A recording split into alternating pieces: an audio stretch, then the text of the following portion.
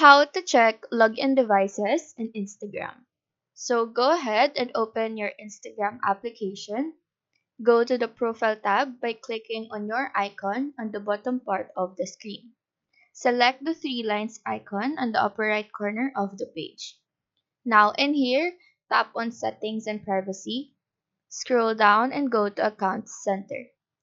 Under the Account Settings tab, click on Password and Security, and under the Security checks, select when you're logged in.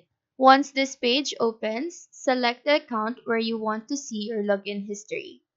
You will then see the device, location, and time where the account was logged in. Now, if there are any suspicious activity, you can select on specific devices and choose the logout button to remove your account from that specific device. So that is how to check login devices in Instagram. Do let us know if this video helped you out, and if you have any questions, feel free to drop them down below. Thank you for watching and have a nice day.